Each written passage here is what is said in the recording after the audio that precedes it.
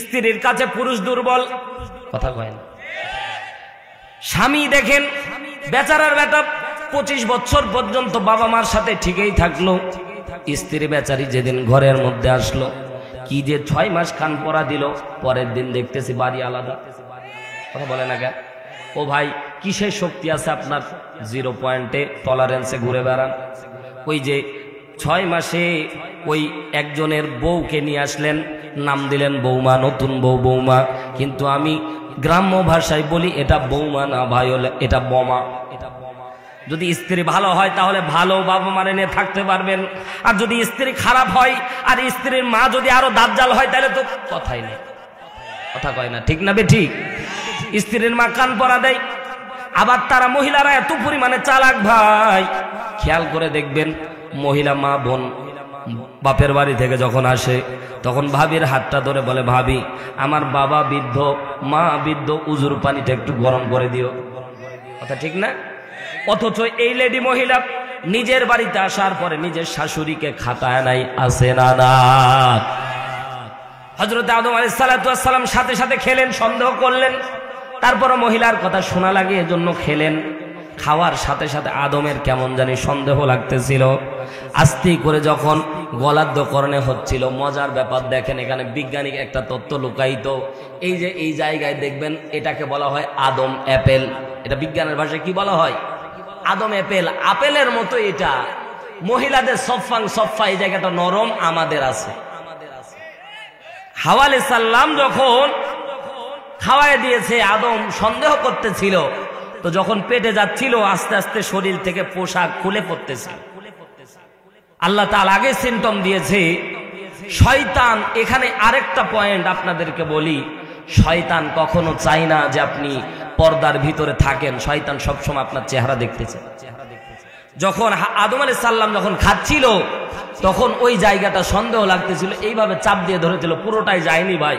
মুফাসসিরিন একরাম বর্ণনা, পুরোটাই যায়নি, এই জায়গা চাপ দিয়েছিল। চাপ দেওয়ার কারণে এটা নরম ছিল, এটা পুরোটাই একেবারে হাত চাপ দেওয়ার মতো হয়ে আছে। যদি বিশ্বাস না হয় হাত দিয়ে দেখেন, বাড়িতে যায় বউয়ের এই জায়গা ট্রাই করবেন, দেখবেন কিচ্ছু নাই, পুরোটাই সফা, একেবারে তেলতেলা হয়ে আছে। মুসলমান ভাইরা আমার গভীর মনোযোগ দেন। আদম যখন খেল, সাথে সাথে দুইজনের পোশাক,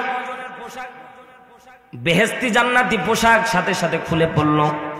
আদম আলাইহিস সালাম ওই জায়গায় বড় বট বৃক্ষ, একটা বৃক্ষ ছিল, বৃক্ষের পাতা তিনটা দিয়ে লজ্জাস্থান ঢেকেছিল। জোরে বলেন কয়টা? এই জন্য পুরুষের জন্য কাপড়ের পর্দা 3টা। মা হাওয়া আলাইহিস সালাম লজ্জা নিবারণের জন্য 5টা পাতা ব্যবহার করেছিল। এজন্য মহিলাদের 5 পর্দা। মুসলমান ভাইরা আমার কথা বোঝার চেষ্টা করেন। আদম আলাইহিস সালাম জান্নাতি পোশাক পরে থাকুক, এটা শয়তান চাইতো না। 1 নাম্বার পয়েন্ট, শয়তান চিন্তা করেছিল কেমন করে তাদেরকে ধ্বংস করা যায়। 2 নাম্বার পয়েন্ট বলেছিল এত সুন্দর পোশাক পরে থাকে, এই পোশাক কেমন করে খোলানো যায়। আজকের সমাজের নারীরা শয়তানের পাতানো ফাঁদে পা দিয়ে আজকে যুবকদেরকে নাকে খত দিয়ে ঘোরাচ্ছে আর বেপরদায় চলতেছে। কথা জোরে বলেন ঠিক কিনা? শহরে বাজারে দেখো নারীদের ঢল, পর্দাবিহীন তারা করে ঝলমল, অন্যকে তার দিকে আশিক বানাই, দেশটা আজ ধ্বংস নারীর বেপরদায়, চারিদিকে একই আওয়াজ হাই হাই হাই। ইবলিশের জ্বালা বড় বাংলাদেশে, আগমন হয়েছে নারীর বেশে। কথা জোরে বলেন ঠিক কিনা?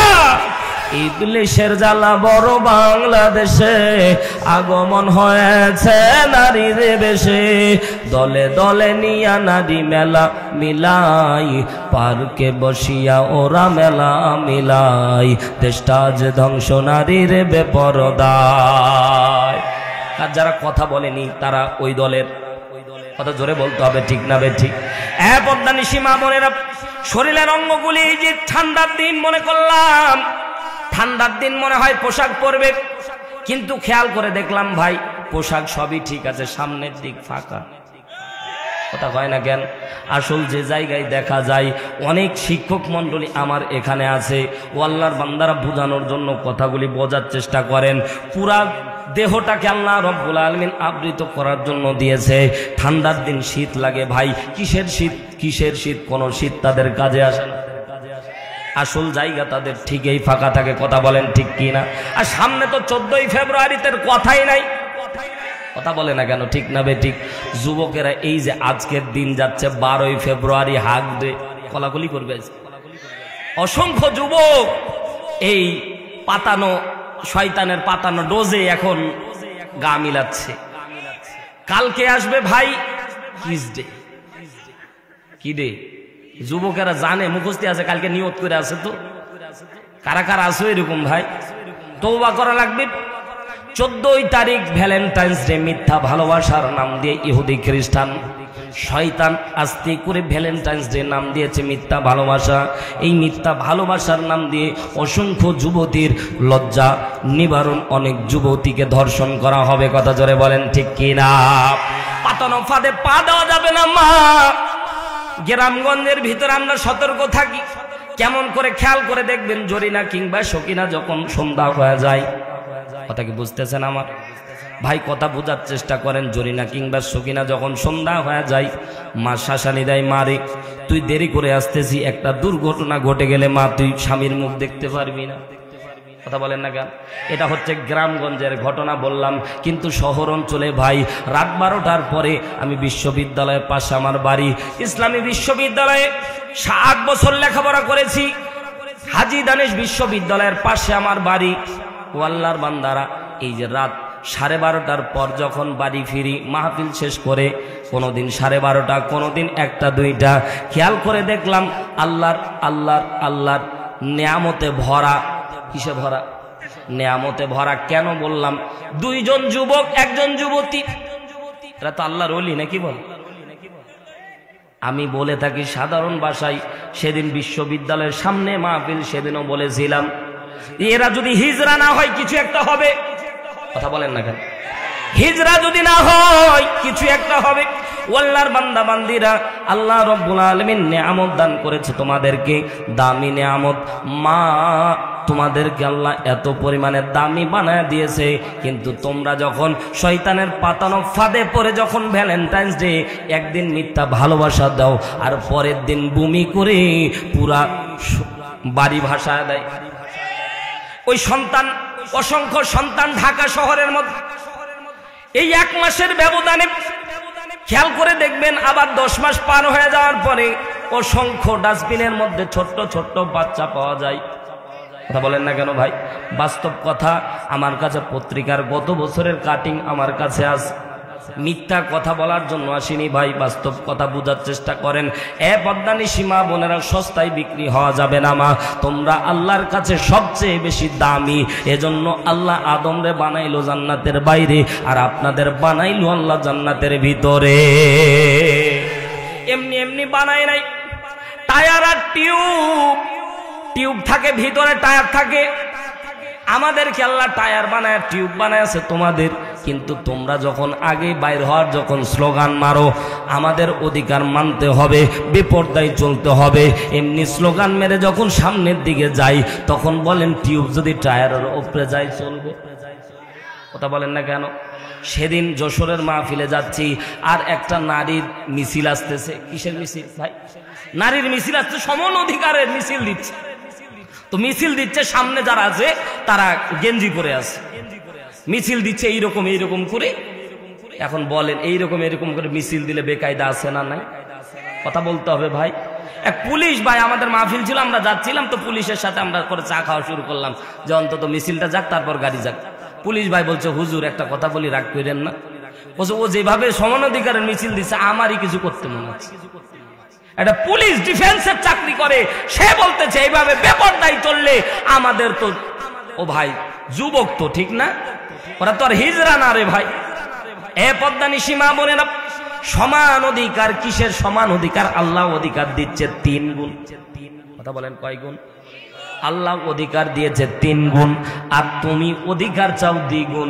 তার মানে একটা গুণ তোমারে ছলে বলে কলা কৌশলে তোমারে কমায় নিচ্ছে।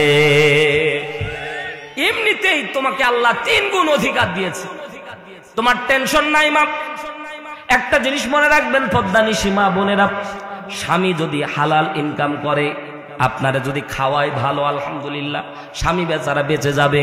কিন্তু স্বামী যদি চুরি করে এনে স্ত্রীর হাতে দেয়, ওটাই স্ত্রীর জন্য হালাল। সুবহানাল্লাহ বলবেন।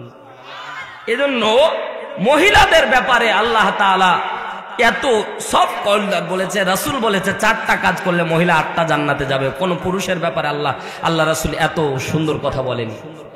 কারণ মহিলাদের হারাম একটু যদি সতর্ক থাকে, হারাম পন্থা কোনো অপশনই নাই, ঠিক না? সে ঘরের মধ্যে থাকবে, স্বামী বেচারা যত ইনকাম করুক না কেন তার জন্য হালাল করে দিয়েছেন কে?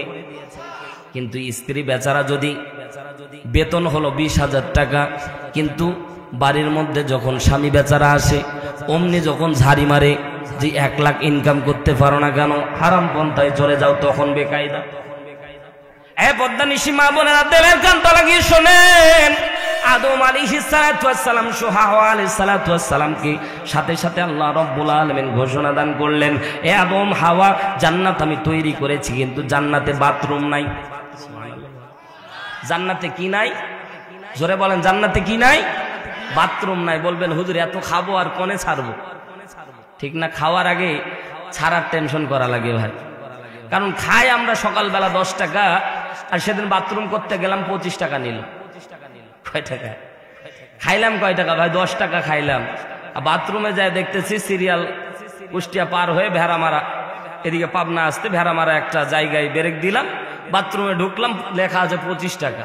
আল্লাহ তাআলা জান্নাতের ভিতরে আপনাকে একটা ঢেকুরের ব্যবস্থা করে দিবে। খাবেন আর ঢেকুর মারবেন, হজম। সুবহানাল্লাহ। খাবেন আর ঢেকুর মারবেন, হজম করে দিবেন কে? আরো জোরে বলেন কে? আল্লাহ রাব্বুল আলামিন বললেন, আদম ও হাওয়া আলাইহিস সালাতু ওয়াস সালাম দুনিয়ার মধ্যে চলে যাও। আয়াত নাযিল হয়ে গেল, কুল নাহবিতু মিনহা জামিআ। আল্লাহ তাআলা পাঠালেন 3 জনকে। জোরে বলেন কয়জন? আদম আসলো, হাওয়া আলাইহিস সালাতু ওয়াস সালাম আসলো, শয়তান আসলো, নামলো কয়জন? কোরআনের ভাষায় এইভাবে আসার দরকার ছিল, কুল নাহবিতু মিনহা সালাসা, ঠিক না? তাফসীর এইরকম আসার, আয়াত এইরকম আসার দরকার ছিল যে নামলো 3 জন, 3-এর আরবি সালাসা, কিন্তু আল্লাহ জামিআ দিলেন। মুফাসসিরিন একরাম বর্ণনা করে আল্লাহ রাব্বুল আলামিন জামিআ এজন্য দান করলেন, নট অনলি আদম হাওয়া আর শয়তান না, কিয়ামত পর্যন্ত যত মানুষকে আল্লাহ দুনিয়ার মধ্যে পাঠাবেন সমস্ত মানুষকে আল্লাহ রাব্বুল আলামিন আয়াতের মধ্যে ইনক্লুড করে দিলেন। এজন্য আল্লাহ বলছে, কুল নাহবিতু মিনহা জামিআ, আমি আল্লাহ পৃথিবীর সমস্ত মানুষকে দুনিয়ায় পাঠিয়ে দেব। সুবহানাল্লাহ বলবেন না? এবার দুনিয়ার মধ্যে আদম আসলো।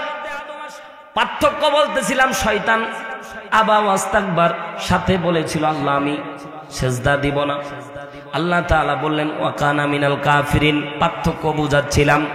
শয়তান বলল আমি সেজদা দিব না।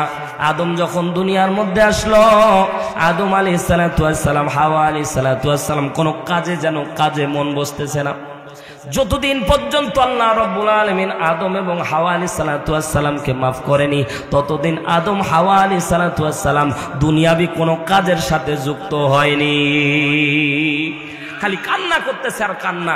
এজন্য চোখের পানি আল্লাহর কাছে অনেক বেশি দাম। ভুল করেছিল আদম?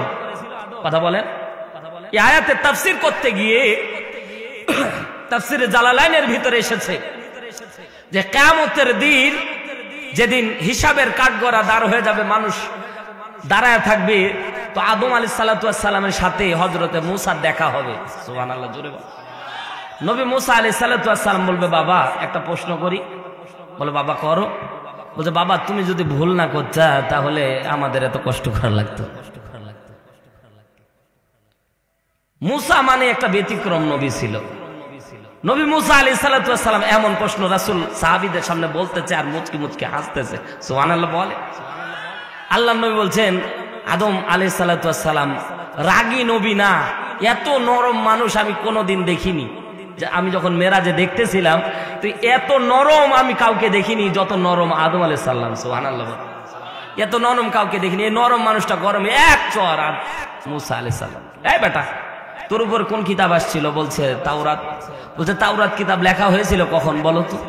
বলছে পৃথিবী সৃষ্টির 50,000 বছর আগে কোরআন, তাওরাত, জাবুর, ইনজিল, সহিফা যেগুলি আছে এগুলো আল্লাহ আগে লিখেছে। তা আল্লাহ যদি আগেই লেখে তাহলে তো পরিকল্পনা আল্লাহর আগেই ছিল, ঠিক না বেঠিক? জোরে বলেন। এক নাস্তিক বলতেছে যে আল্লাহ তো জানতো যে শয়তান সেজদা দিবে না, আল্লাহ তো মাফ করে দিতে পারত। তো শয়তান যে সেজদা দিবে না আল্লাহ তো জানতো, তো আল্লাহ এই খেলা খেললো কেন?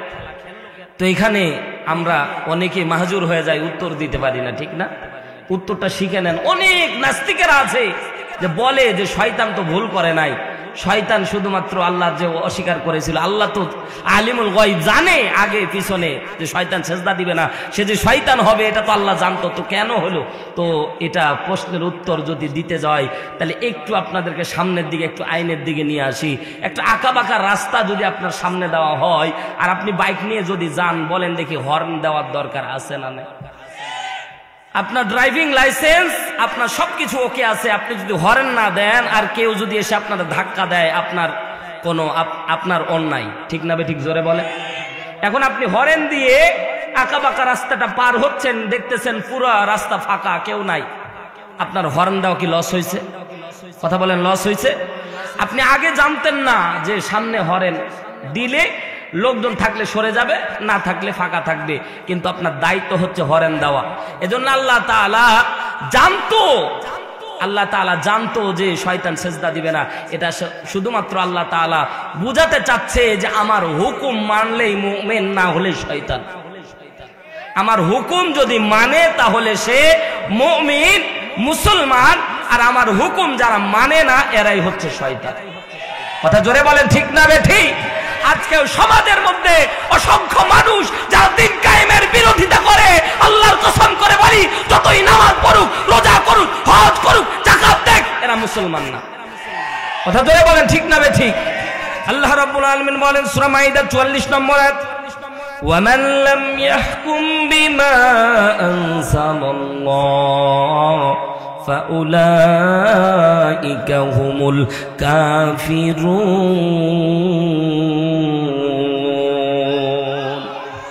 আল্লাহ তাআলা স্পষ্টভাবে জানায় দিচ্ছে, আল্লাহর বিধান মোতাবেক যারা চলে না, আল্লাহ বলছে ফাউলাইকা হুমুল কাফিরুন, এরা যদি নামাজি হয় তাও কি হবে?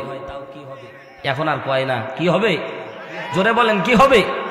আল্লাহ রাব্বুল আলামিন সূরা মাইদা 44 নম্বর আয়াত, 45 নম্বর আয়াত আল্লাহ রাব্বুল আলামিন বলেন, ওয়ামান লাম ইয়াহকুম বিমা আনজালাল্লাহ ফাউলাইকা হুমুয যালিমুন। আল্লাহ তাআলা বলছে যারা আল্লাহর বিধান মোতাবেক জীবন পরিচালিত করেন, আল্লাহর হুকুম দিয়ে রাষ্ট্র পরিচালিত হোক, এটা যারা চায় না, আল্লাহর ভাষায় তারা জালিম। আল্লাহ কোরআনের অন্য জায়গায় বলে, ইন্নাল্লাহ লা ইয়াযলিমু মিসকালা যাররা, আমি আল্লাহ নিজের উপর জুলুমকে হারাম করে দিয়েছি। যারা নিজের উপর জুলুম করবে এরা হচ্ছে শয়তান, আর শয়তানের জন্য আমি চিরস্থায়ী জাহান্নামের ব্যবস্থা করে রেখেছি। কথা বলেন, ঠিক কি না? একটা জায়গায় কেউ ব্যতিক্রম ঘটাতে পারবে না, দিন কায়েম হওয়া লাগবে। এটা মুসলমানদের জন্য ফরজ। নামাজ যেমন ফরজ, রোজা যেমন ফরজ, হজ যেমন ফরজ, যাকাত দেওয়া যেমন ফরজ, দিন কায়েম করা মুসলমানদের জন্য ঠিক তদ্রূপ ফরজ।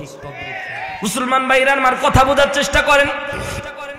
আদম আলাইহিস সালাতু ওয়াস সালাম আল্লাহর দরবারে ক্ষমা চাইতে চাইতে একদিন দোয়া করলেন, রব্বানা যালামনা আনফুসানা ওয়া ইল্লাম তাগফির লানা ওয়া তারহামনা লানাকুনান্না মিনাল খাসিরিন।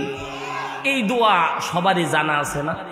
অনেকেই আমি দেখেছি মুখ মিলায় পড়তেছিলেন, যারা পড়েছেন তাদেরকে আল্লাহ তাআলা মাফ করে দিলেন যদি চাই, আর যারা পড়লেন না তারা লস করলেন। বলেন না, এই দোয়া পাওয়ারফুল দোয়া। আল্লাহ তাআলা এমনি এমনি কোরআনের মধ্যে এই দোয়া দেয়নি ভাই, আল্লাহর কাছে এই দোয়াটা এত পছন্দ হয়েছিল, আল্লাহ তাআলা বলছে আমার বন্ধুর উম্মতেরা এই দোয়া করতে দেরি হবে, আমি আল্লাহ মাফ করতে দেরি করব। যে অপরাধের কারণে, যে ভুলের কারণে আল্লাহ জান্নাত থেকে কোনো মানুষকে পৃথিবীতে পাঠায়, সাধারণভাবে এটাকে নিলে হবে? আল্লাহ রাব্বুল আলামিন বলে, আদম যখন দোয়া করলেন রব্বানা যালামনা আনফুসানা, অর্থের দিকে খেয়াল করেন। আল্লাহ রাব্বুল আলামিন বলছে বান্দাকে আমি আল্লাহ রাব্বুল আলামিন দুইটা কারণে জাহান্নামে দেব। কয়টা? একটা, নিজের উপর যখন বান্দা জুলুম করবে আমি তারে জান্নাতে দিব না। 2 নম্বরে, আমি আল্লাহর উপরে যারা জুলুম করবে আমি আল্লাহ তাদেরকেও জান্নাতে দেব না। বনি ইসরাইল ধ্বংস হয়েছিল নিজের উপর জুলুম করার কারণে। তারা আল্লাহর ইবাদত দাসত্ব গোলামি ঠিকই করত, কিন্তু তারা আল্লাহর উপর জুলুম করত না, কিন্তু নিজের উপর জুলুম করত। আল্লাহ রাব্বুল আলামিন দোয়া শিক্ষা দিলেন, রব্বানা যালামনা আনফুসানা। আদম আলাইহিস সালাম আল্লাহর নিষিদ্ধ বস্তু খাওয়ার পরে চিন্তা করলো আমি নিজের উপরে জুলুম করেছি, আমি যদি না খাইতাম তাহলে জান্নাত থেকে আসতাম না। নিজের উপর জুলুম, ঠিক না বেটি? এই জন্য দোয়ার ধরন আল্লাহ চেঞ্জ করে দিলেন। আল্লাহ রাব্বুল আলামিন বোঝাতে চাইলেন, আদম আলাইহিস সালাম যখন বললেন রব্বানা, হে আমার প্রতিপালক, যালামনা, আমি জুলুম করেছি, আনফুসানা, নিজের সাথে। আর সাথে নিজের সাথে। দেখেন দোয়ার ধরন, আল্লাহ বুঝাচ্ছেন বান্দারা নিজের উপর জুলুম যারা করবে আমি আল্লাহ তাদেরকে ধ্বংস করে দেব। 5 ওয়াক্ত নামাজ পড়া মুমিনের দায়িত্ব, যারা পড়ে না নিজের উপর জুলুম করতেছেন।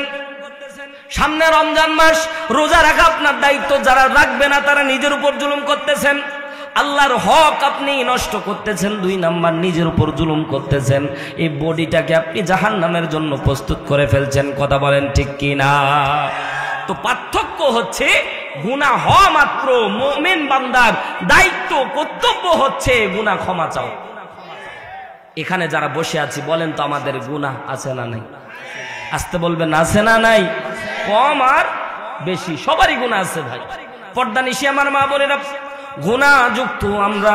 আল্লাহ রাব্বুল আলামিন দেখেন সূরা তাহরিমের 8 নম্বর আয়াতে কারিমা নাজিল করে বান্দাদেরকে বোঝাচ্ছে, বান্দারা যত গুনাহ করো না কেন আমি আল্লাহ তোমার জিন্দেগীর तमाम গুনাহ খাতাম আল্লাহ মাফ করে দেব। জোরে বলেন সুবহানাল্লাহ। আল্লাহর নবীকে আল্লাহ সূরা তাহরিমের 8 নম্বর আয়াত যখন দেয়, এই আয়াত ব্যাখ্যা করতে গিয়ে আয়াতটা কেন দিল, এটা অর্থ হলো যে শানে নজুল ব্যাখ্যা করলেই বোঝা যাবে যে আল্লাহ কেন আয়াত দিল। আল্লাহ তাআলা কোরআনের মধ্যে যত আয়াত দিয়েছে, এই আয়াত নাজিলের প্রেক্ষাপটকে বলা হয় শানে নজুল। আর হাদিস যে ঘটনাকে কেন্দ্র করে বর্ণিত হয়েছে ওটাকে বলা হয় শানে উরুদ। তো শানে নজুল বললে আয়াত নাজিলের প্রেক্ষাপট বোঝা যায় যে কোন ঘটনাকে কেন্দ্র করে আল্লাহ আয়াত দিলেন। বিশ্বনবী ফজরের নামাজ আদায় করলেন। নামাজ আদায় করার পরে আল্লাহর নবী পেরেশানি হয়ে গেলেন, সাহাবীদের দিকে মুখ ফিরে চাইলেন। তাফসীর থেকে কথা বলছি, তাফসীর ইবনে কাসির, আল্লামা ইবনে কাসির রহমাতুল্লাহ আলাইহি তিনি তার তাফসীর গ্রন্থের মধ্যে লেখে, তাফসীর আশুর আল্লামা ইবনে আশুর রহমাতুল্লাহ আলাইহি তিনিও তার তাফসীর গ্রন্থের মধ্যে লেখে, আল্লাহর নবী ফজরের নামাজ আদায় করে সাহাবীদের দিকে মুখ ফিরলেন।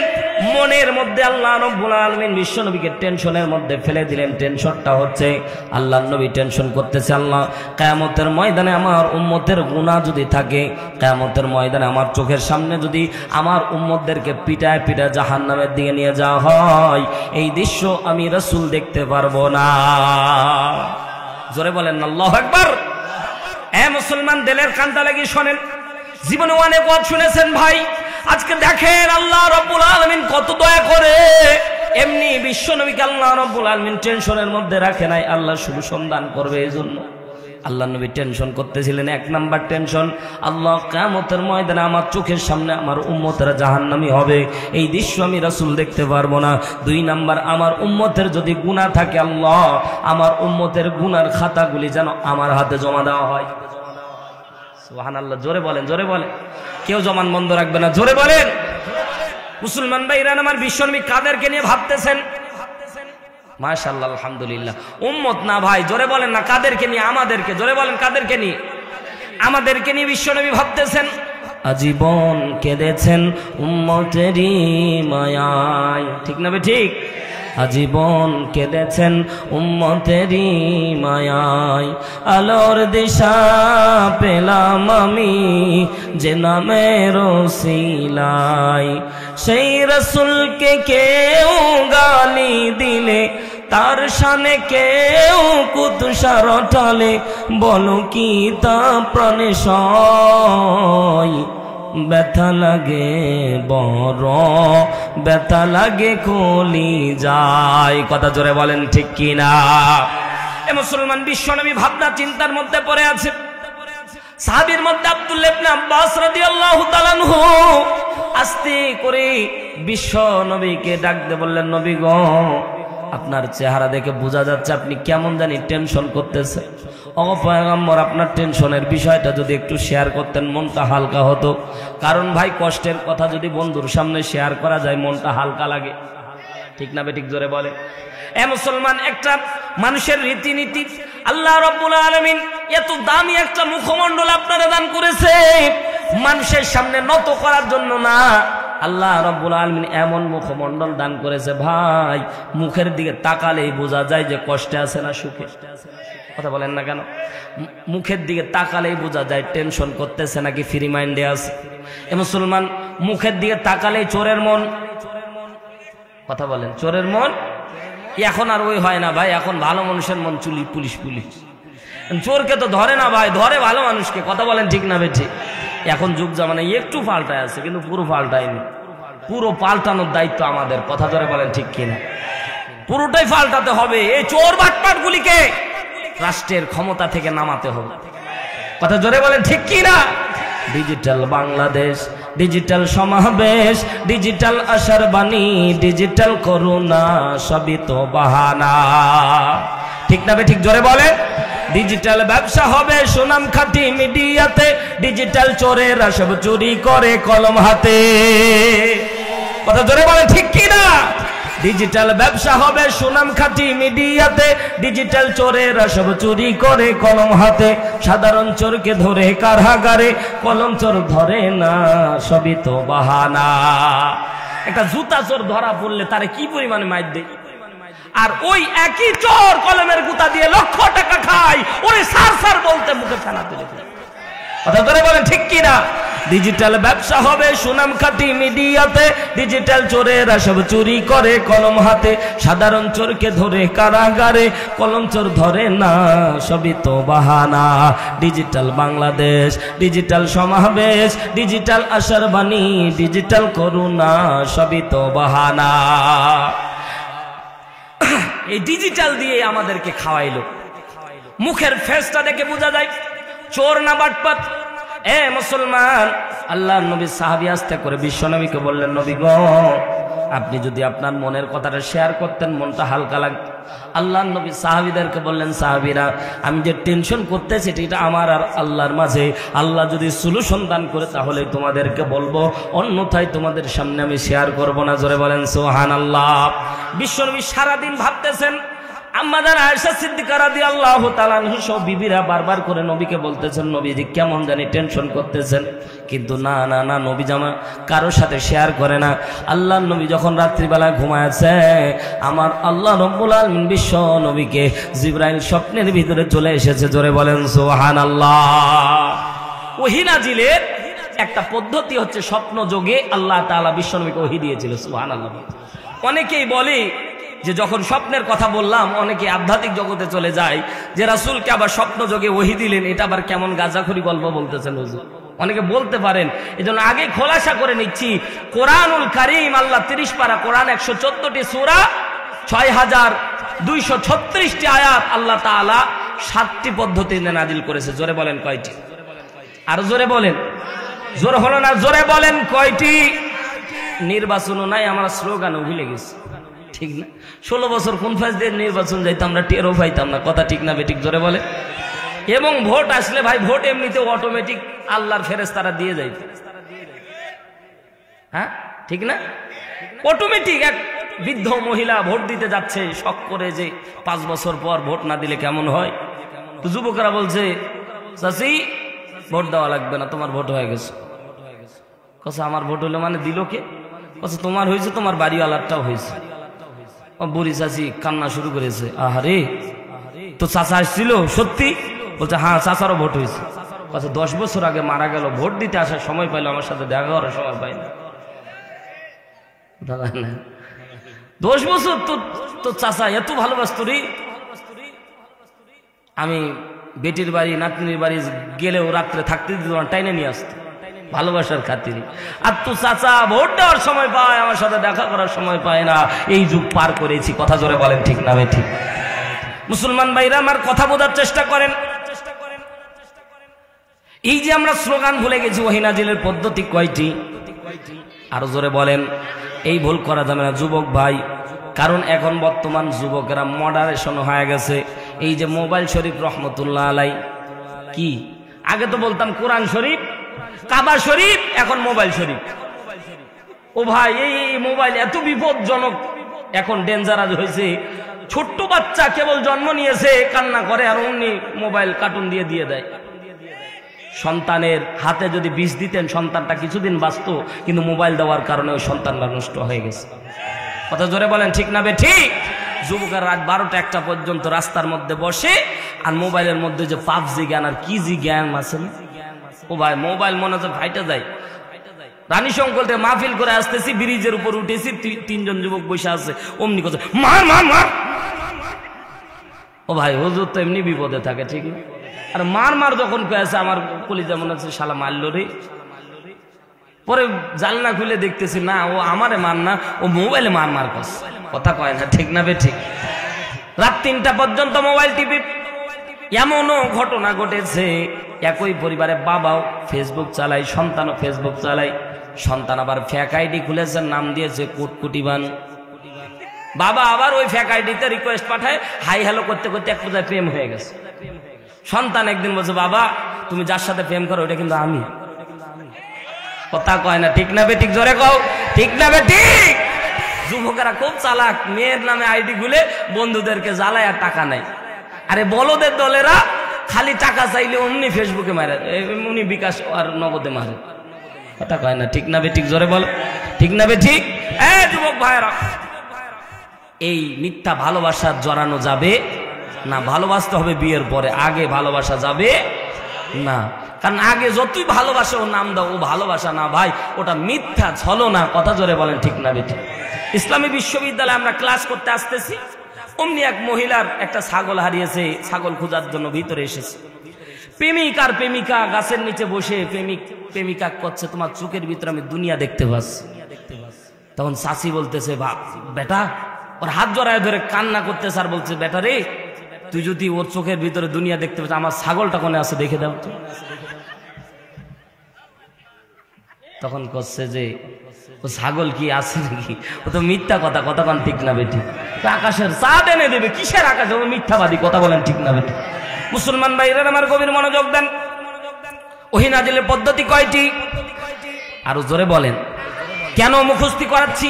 কারণ এক একটা মাহফিল থেকে এক একটা পয়েন্ট যদি মুখস্থি থাকে, ইসলাম সম্পর্কে অনেক জানা হয়ে যাবে। কথা বলেন ঠিক কি না? গোসলের ফরজ কয়টি? অনেক। কয়টি? 3টি। এই যে দেখেন, জোকে তাহলে মারাও হয়ে গেছে। চার দিয়ে কি করেন? মুরব্বি আছে, যাক আলহামদুলিল্লাহ। কয়টি? জোরে বলেন কয়টি? গোসলের ফরজ জানি না, বিপদ আছে না নাই? কথা বলেন না কেন?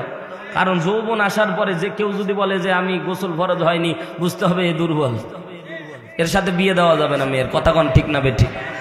রাগ করতেছেন? রাগ করতেছেন?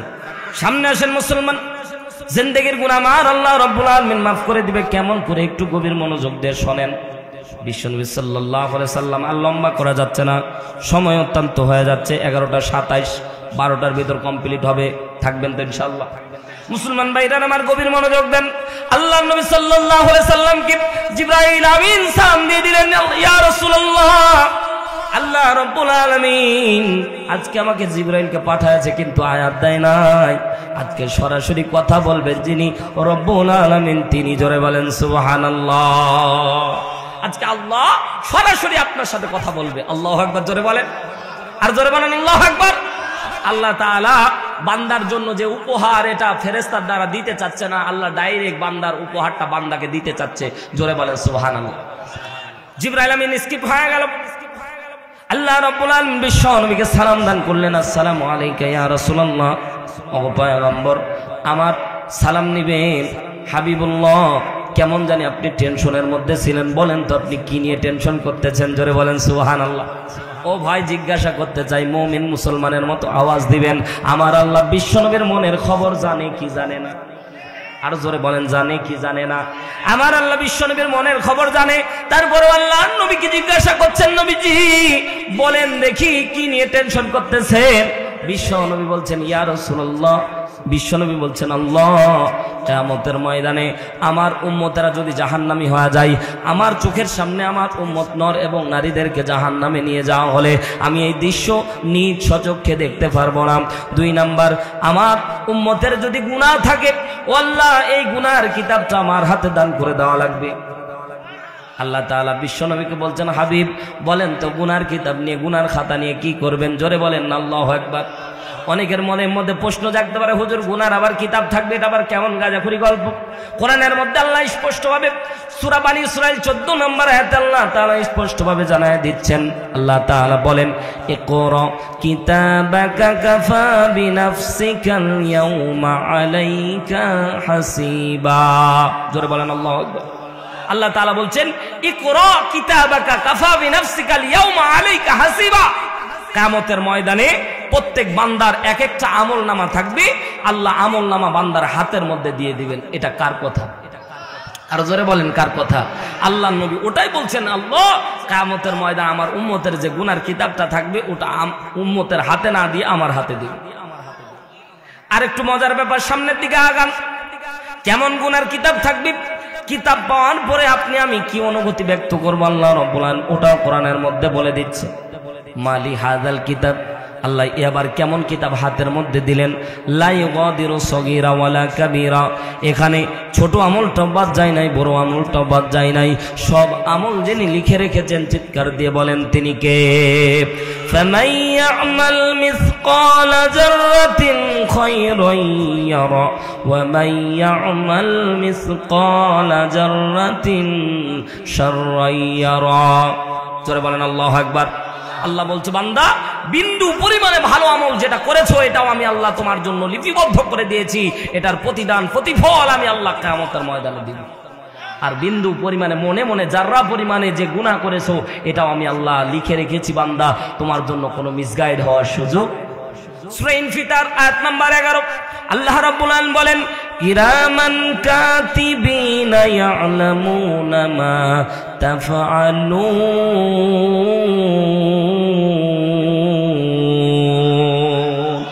তাফসীর কোরআন মাহফিল তাফসীর আগের কথাগুলি শোনেন।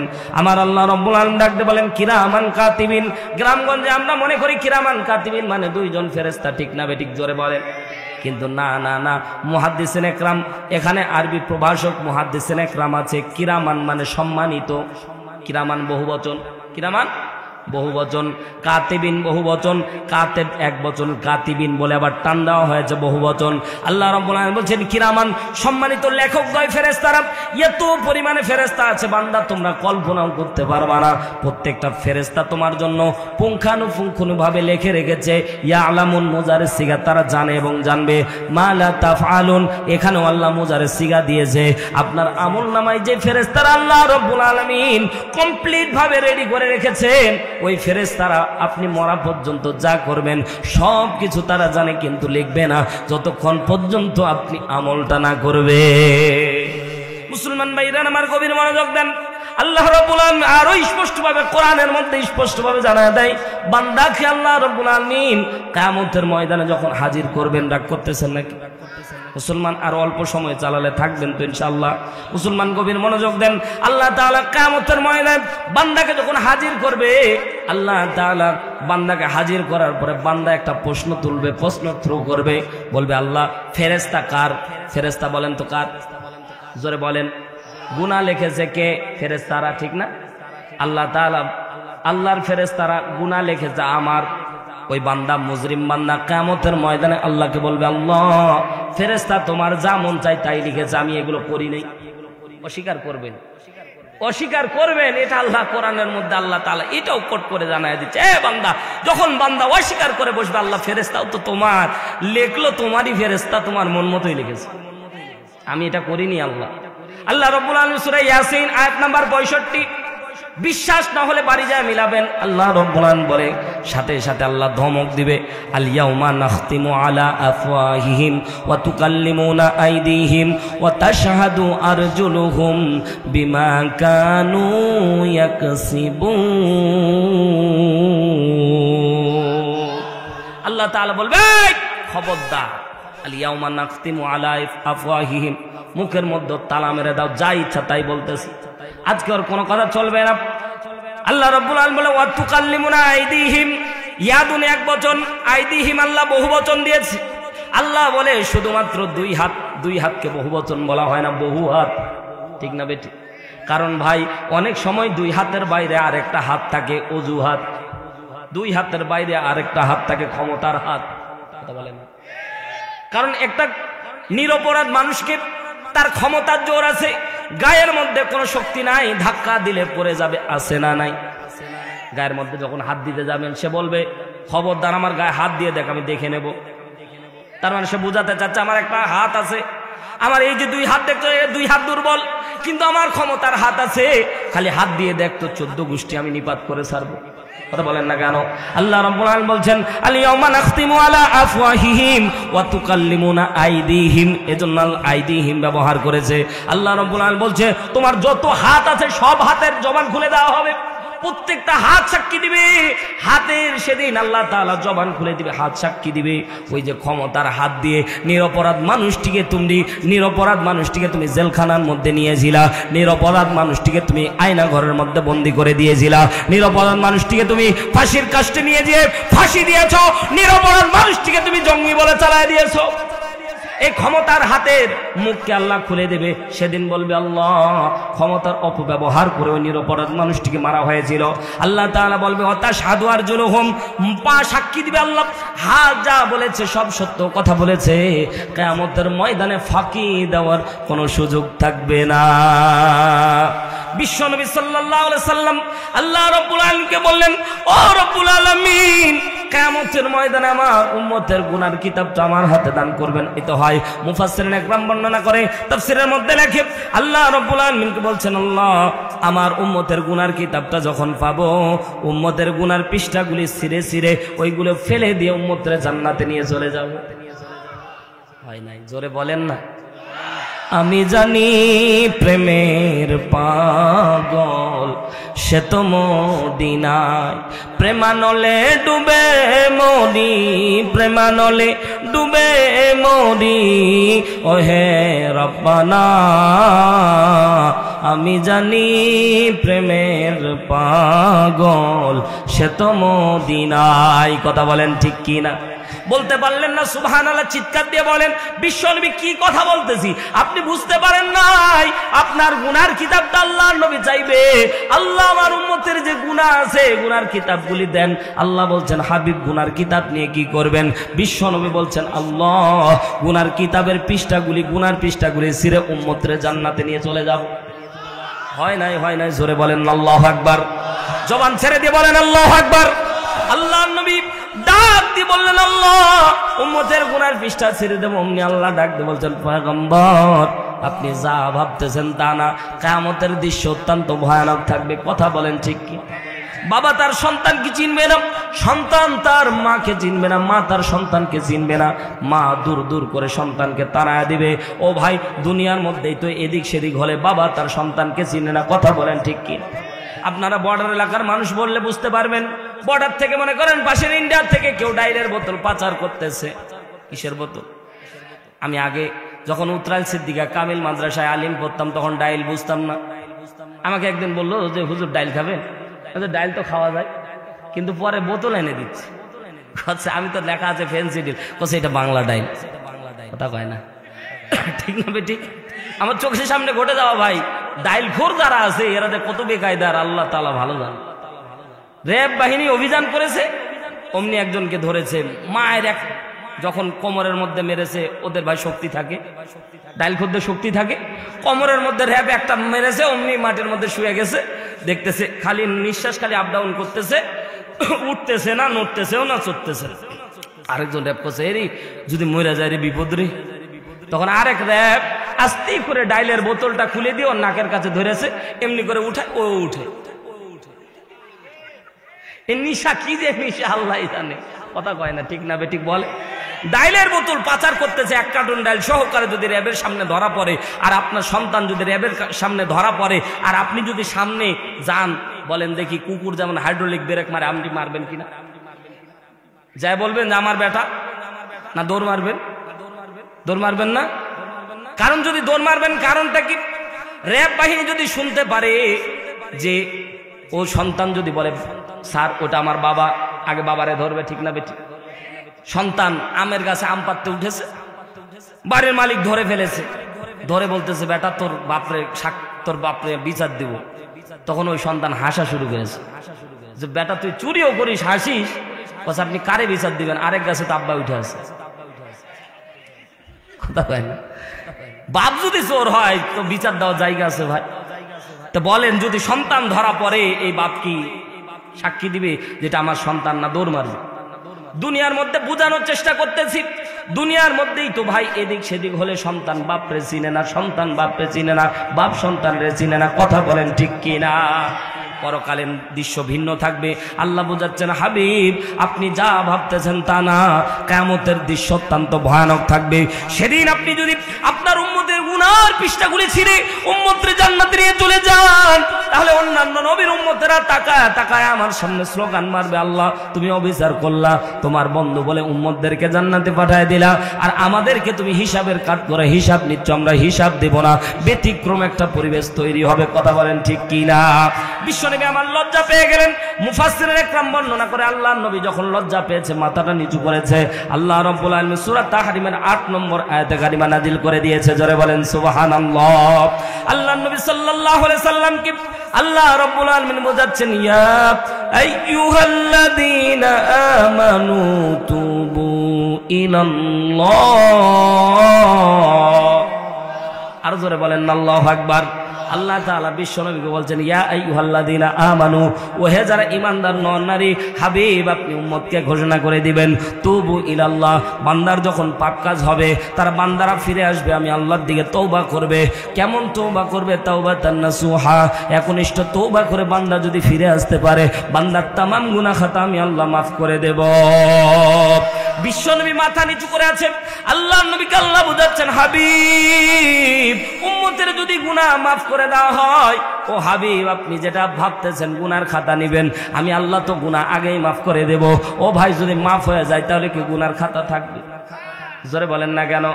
মুসলমান ভাইদের আমার, পদ্মানিশী মা বোনেরা, ব্যতিক্রম আজ আপনাদের জন্য না, জিন্দেগিতে কত গুনাহ করেছেন দুনিয়ার কেউ না জানলেও জানে কি? জোরে বলেন জানে কে? আল্লাহ জানে ভাই। এখানে গুনাহ নিয়ে বসে আছি, আমিও পাহাড় পরিমাণ গুনাহ নিয়ে বসে আছি। গুনাহ ক্ষমাহের জন্য একটু সামনের দিকে একটু আগাই। আল্লাহর নবী মাথা নিচু করে আছে, আল্লাহ আপনি তো শর্ত জুড়ে দিলেন, আমি চাইলাম এমনিতেই যাতে গুনাহ মাফ হয়ে যায়, কিন্তু আপনি শর্ত দিলেন তওবা করলে অমনি না মাফ করবেন, এমনি কি দিবেন ওটা বলেন।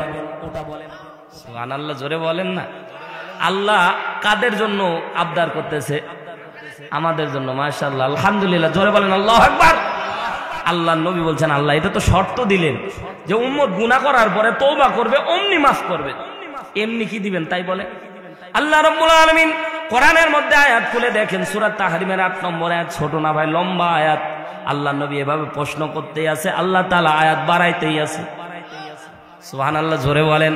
এবার আল্লাহ তাআলা বিশ্ব নবীকে বোঝাচ্ছেন, আসা রাব্বুকুম আইয়ুকাফিরা আনকুম সাইয়্যাতিকুম ওয়া ইউদখিলাকুম জান্নাহ।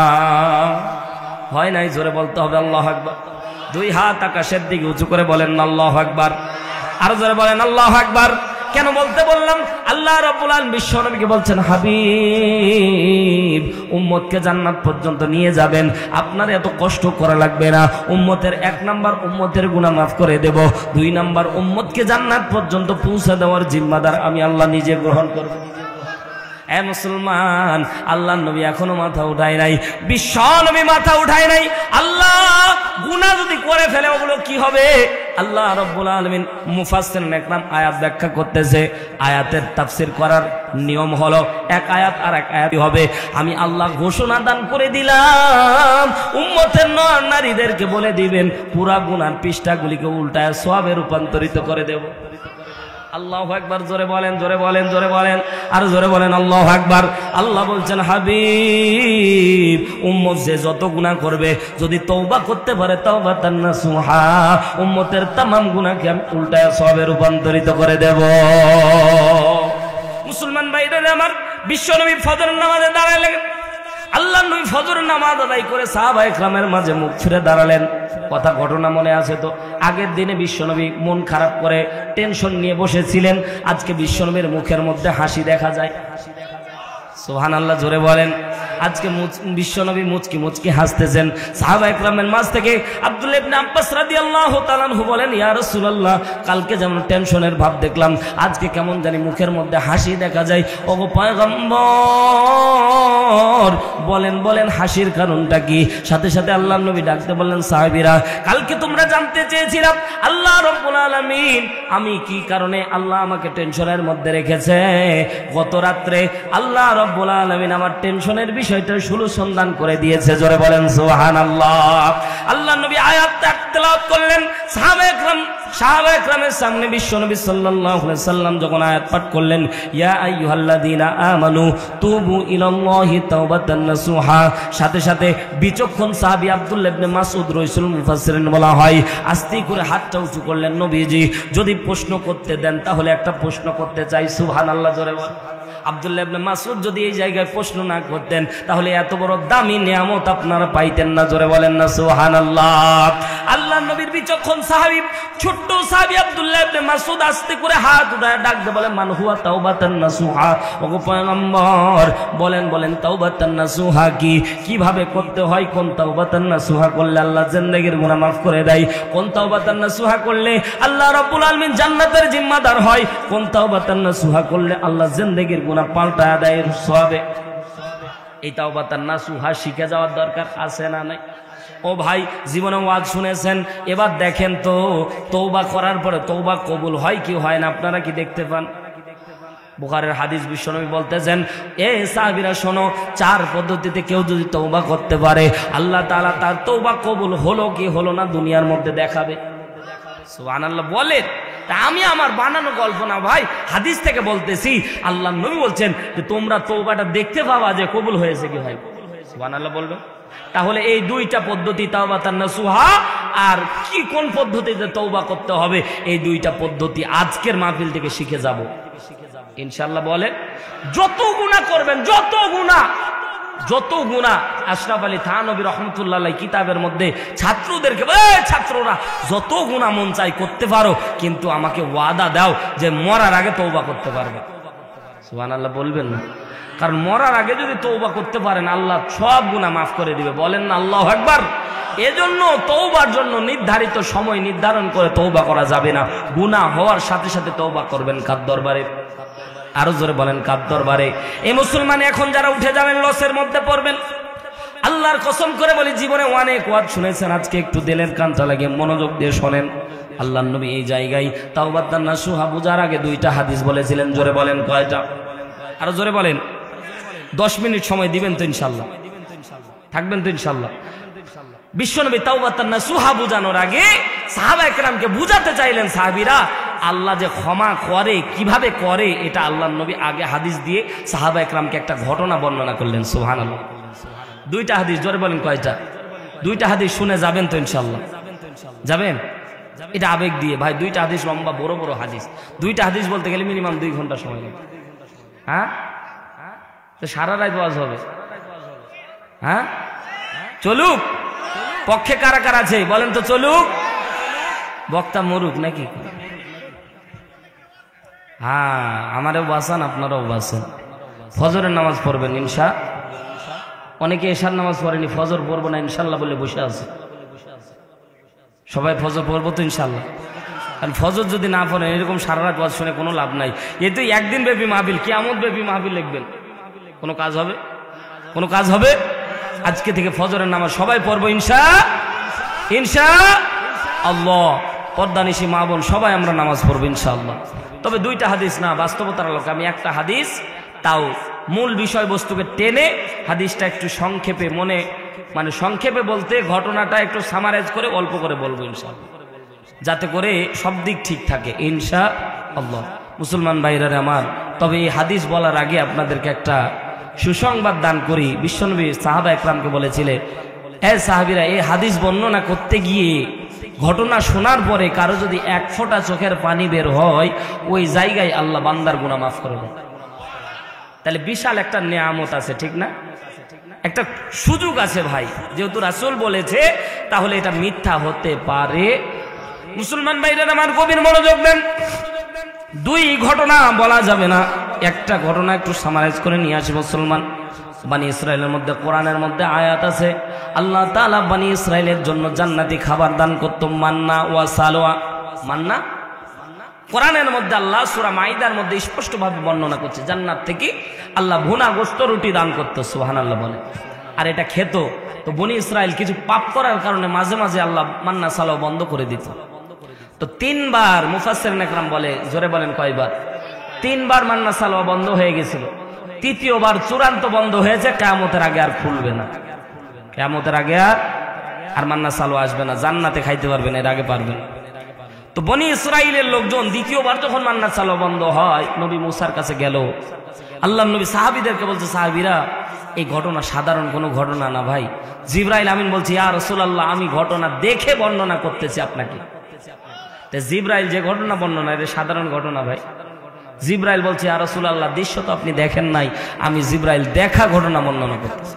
পর্দানিশী আমার মা বোনেরা, দিলের কানটা লাগিয়ে শোনেন। জীবনে অনেক গুনাহ করেছেন, একটু মহব্বতের সহিত কথাগুলি দিলের কানটা লাগিয়ে শোনেন। আল্লাহর নবী বলছেন, সাহাবীরা, বনি ইসরাইলের মান্না সালওয়া যখন নাজিল হওয়া বন্ধ হয়ে গেল, কওমের লোকেরা নবী মুসার দরবারে চলে গেল, ইয়া রাসূলুল্লাহ, দোয়া করে দেন আল্লাহ তাআলা যাতে করে মান্না ও সালওয়া আবার নতুন করে নাজিল করে।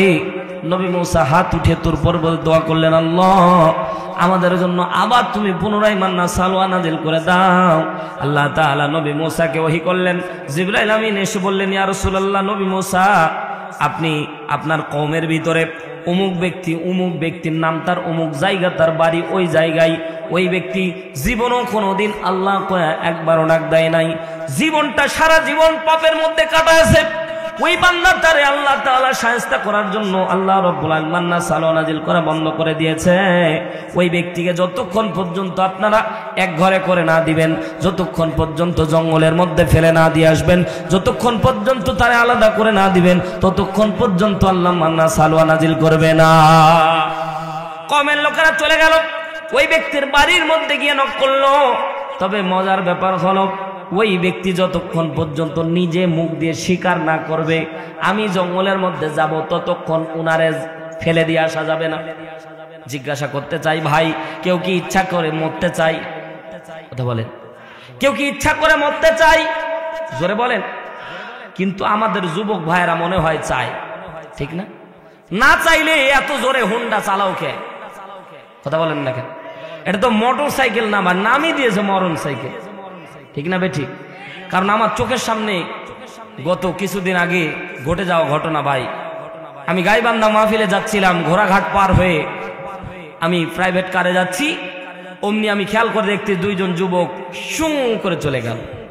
আমি আমার গাড়ির গতির দিকে খেয়াল করলাম, গাড়ির গতির 80+, তার মানে আমাকে ওভারটেক করতে গেলে মিনিমাম তার 90+ গাড়ির গতি আছে।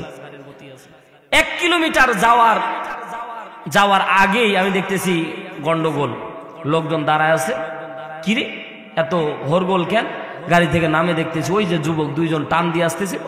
একজন পথিক বলল যে আমি দৃশ্য দেখলাম হুজুর, একটা ইটের মধ্যে লেগে স্লিপ টান করে রাস্তায় পড়ে গেছে, আর ট্রাকওয়ালা চাপা দিয়ে চলে গেছে।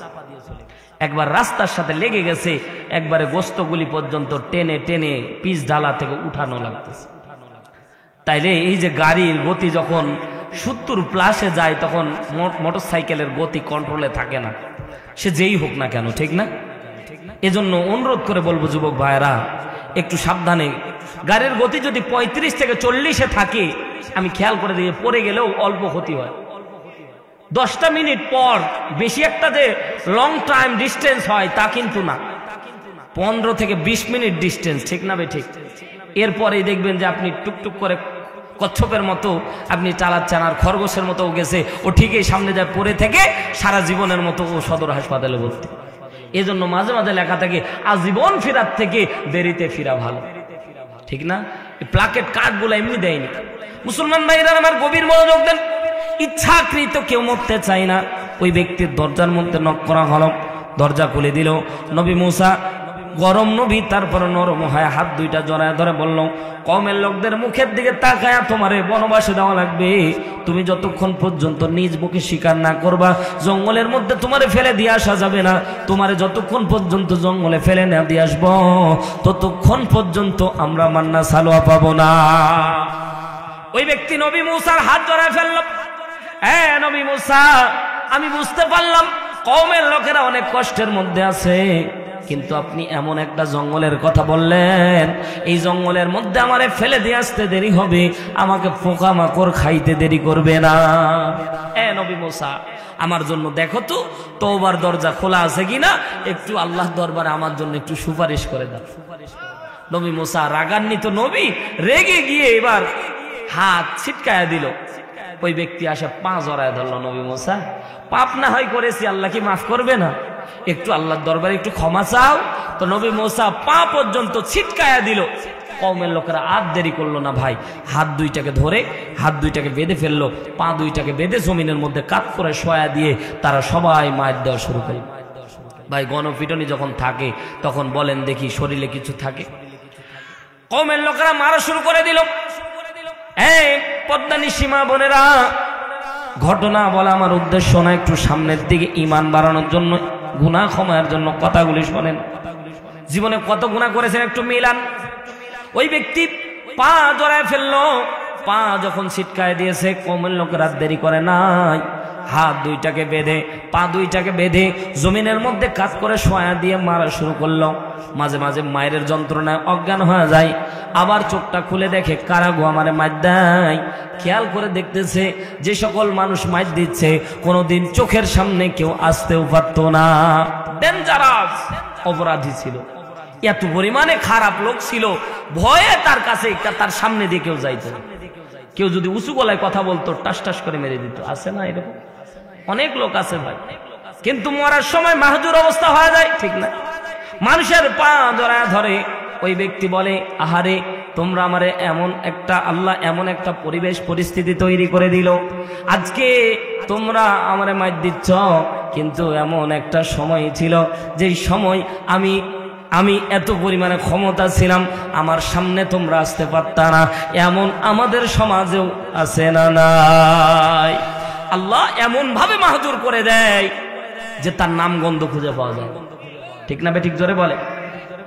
কওমের লোকেরা যখন মার দেয়, ওই ব্যক্তি মনে মনে ভাবে, আহারে এটা আমার প্রায়শ্চিত্ত, মেনে নিচ্ছে, মনকে সান্ত্বনা দিচ্ছে। অপরাধ করেছি, আল্লাহ শাস্তি দিচ্ছে হয়তো দুনিয়ায়। অপরাধ করেছি, আল্লাহ এজন্য আমারে অপমানিত করতেছে। অপরাধ করেছি, জুলুম করেছি, এজন্য আল্লাহ আমারে শাস্তি দিচ্ছে, মেনে নিচ্ছে। কিছুক্ষণ পর খেয়াল করে দেখলো কেমন জানি কাঁধের উপরে, এই যে গালের উপরে কেমন জানি একটা ভার পেল। আস্তে করে চোখটা খুলে দেখে আপন মেজ সন্তান গালের উপরে পা দিয়ে দাঁড়ায় আছে। আস্তে করে মাথাটাকে, হাত বাঁধা পা বাঁধা, আস্তে করে মাথাটাকে এইরকম করলো, স্লিপ টান করলে সন্তান মুখের সামনে পড়ে গেল। সন্তানকে বাবা ডাকতে বলছে, সন্তান তোদের কারণে আল্লাহকে আল্লাহ বলে ডাকতে ভুলে গিয়েছি, তোদের মুখে হাসি ফোটানোর জন্য আজকে আমি অন্যায় করেছি, অপরাধ করেছি।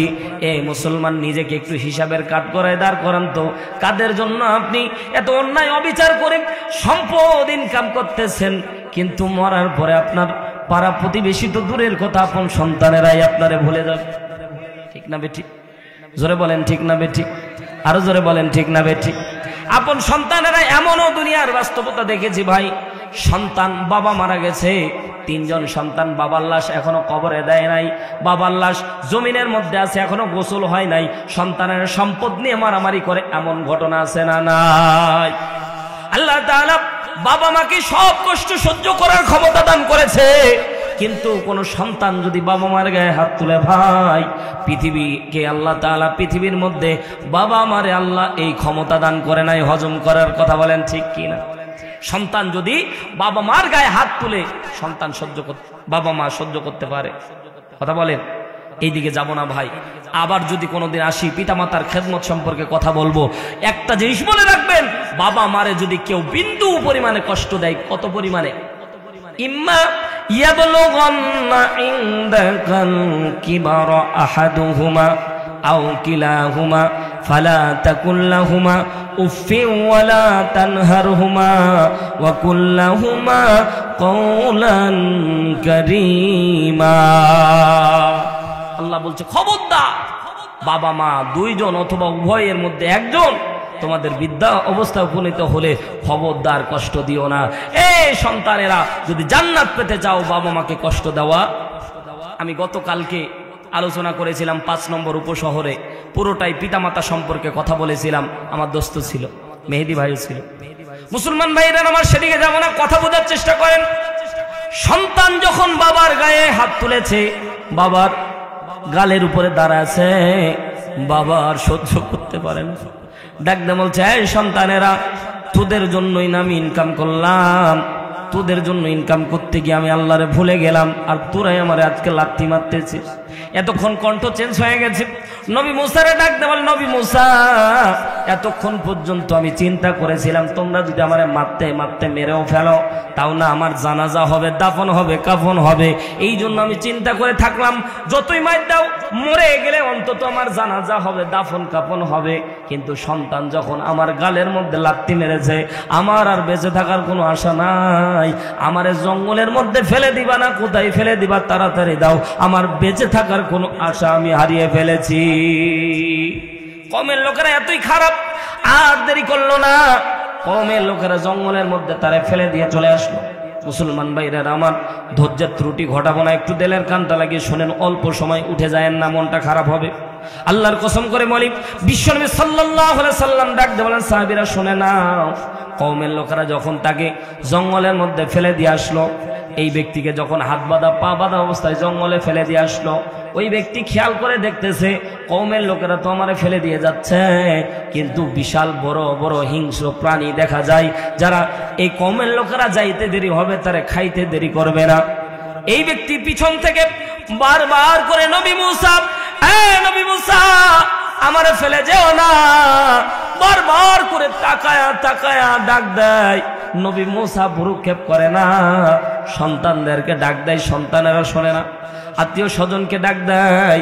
আমি না হয় আবেগ দিয়ে বললাম, অমনি তোমরা আমারে ফেলে দিয়ে চলে যাচ্ছ, একটু বিবেক দিয়ে চিন্তা করো, আমার লাশ তো অস্তিত্ব থাকবে না। ওই ব্যক্তি যখন জঙ্গলের মধ্যে ফেলে দিয়ে কওমের লোকেরা চলে আসলো, এ মুসলমান, একটু এই ব্যক্তির সাথে নিজের গুনাহটাকে একটু কম্পেয়ার করেন। তার না হয় একটু বেশি গুনাহ, আপনার কম গুনাহ, কিন্তু একটু কম্পেয়ার করে নিজের সাথে চোখটা বন্ধ করে একটু মিলান। আল্লাহ রাব্বুল আলামিন যদি আপনারও এইরকম নাম ধরে এলাকার মধ্যে আল্লাহর নাম ধরে যদি অপমান করত, তাহলে আপনি অপমানিত হতেন, ঠিক না বে ঠিক? আল্লাহর নাম ধরে নাই, হাবিবুল্লাহ বলে আল্লাহ সম্বোধন করে বিশ্বনবীকে বলছেন, হাবিব, আপনার উম্মতের গুনাহ গোপন রেখেছি, গোপন গুনাহ গোপন কায়দায় যদি উম্মত যদি মাফ চায়, আমি আল্লাহ গোপন কায়দায় মাফ করে দেব, টেরও পাবে না, টেরও পাবে না। ওই ব্যক্তিকে যখন হাত বাঁধা পা বাঁধা অবস্থায় জঙ্গলের মধ্যে ফেলে দিয়ে কওমের লোকেরা চলে গেল। 5 কিংবা 7 দিন পর আল্লাহ রাব্বুল আলামিন নবী মুসার ওহী করে জানাচ্ছেন, এ নবী মুসা, জঙ্গলের মধ্যে বন্ধু মারা গেছে, বন্ধুর জানাজা দেওয়া লাগবে, দাফন কাফন পড়ানো লাগবে। আল্লাহু আকবার, জোরে বল। নবী মুসা বলছে, আল্লাহ, জঙ্গলের মধ্যে আবার তোমার বন্ধু আসলো কোত্থেকে? এ আল্লাহ, জঙ্গলের মধ্যে তোমার বন্ধু আসলো কোত্থেকে? সাথে সাথে নবী মুসাকে আল্লাহ ধমক দিয়ে বলে, নবী মুসা, বেশি প্রশ্ন করা যাবে না, যা বলেছে তাই করো। এবার বলেন তো, জানাজা কি একজনে দেওয়া যায়? বলেন বলেন, জানাজা কি একজনে দেওয়া যায়? বললো, একজন তো জানাজা দেওয়া যায় না। বলে, কওমের লোকদেরকে নিয়ে যাও। কওমের লোকের কাছে নবী মুসা চলে গেলেন।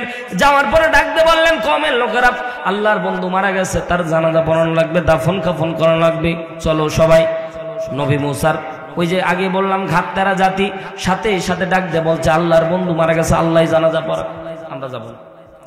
আল্লাহ রাব্বুল আলামিন নবী মুসা ডাক দিয়ে কয় আল্লাহ, কওমের লোকেরা তো কেউ যেতে চায় না। আল্লাহ রাব্বুল আলামিন ওহী নাজিল করে নবী মুসারে ডাক দিয়ে কয় নবী মুসা, আমার বন্ধুর জানাজায় যারা অংশগ্রহণ করবে আমি আল্লাহ তাদের জিন্দেগীর তামাম গুনাহ মাফ করে দেব। সুবহানাল্লাহ, জোরে বলে। আল্লাহ নবী সাল্লাল্লাহু আলাইহি সাল্লাম বিশ্ব নবী ডাক দিয়ে উম্মতরা শুনে নাও, কওমের লোকেরা দৌড় দিয়েছে। নবী মুসা সহ কওমের লোকেরা আল্লাহর বন্ধুর জানাজার জন্য প্রস্তুতি গ্রহণ করেছে, কাফনের কাপড় নিয়ে জঙ্গলে দৌড়। আল্লাহ তাআলা জিব্রাইলকে বলে, এ জিব্রাইল, আমি যদি শর্টকাটে তাদেরকে বলেছিলাম বন্ধুর জানাজায় অংশগ্রহণ করলে তাদেরকে আমি মাফ করে দেব, এটা মনে রেখেছিলাম। কিন্তু যখন প্রকাশ করে দেওয়া হলো আমার বন্ধুর লাশটাকে গোপন কায়দায় একটু দূরে রাখো যাতে করে লাশটা খোঁজা লাগে। কওমের লোকেরা পুরা জঙ্গল তালাশ করে দেখতেছে। ওই যে 5 কিংবা 7 দিন আগে যারা মাইর দিয়ে আল্লাহর অবাধ্য মনে করে যারা মাইর দিয়ে আল্লাহ তাআলার কথা মতো যারা জঙ্গলের মধ্যে ফেলে দিয়ে আসলাম, ওই লাশ ছাড়া লাশ খুঁজে পাওয়া যায় না। দ্বিতীয়বার আবার ওই জঙ্গলের মধ্যে তালাশ করে দেখতেছে, ওই লাশ খুঁজে পাওয়া যায় না। ওই একটাই লাশ যেটা আল্লাহর নাফরমান বান্দা, ওই লাশ ছাড়া লাশ খুঁজে পাওয়া যায় না। তৃতীয়বার আবার খুঁজে দেখে, ওই লাশ ছাড়া লাশ খুঁজে পাওয়া যায় না। কওমের লোকেরা নবী মুসার কাছে চলে আসলো, হ্যাঁ নবী মুসা, তুমি আমাদের সাথে মজা শুরু করেছো। ও ভাই, জিজ্ঞাসা করতে যাই, যে সন্তান নিজের বাবারে ছাড়ে না, এই কি নবী মুসারে ছাড়বে নাকি? নবী মুসার কণ্ঠনাইল চাপ দিয়ে ধরেছে।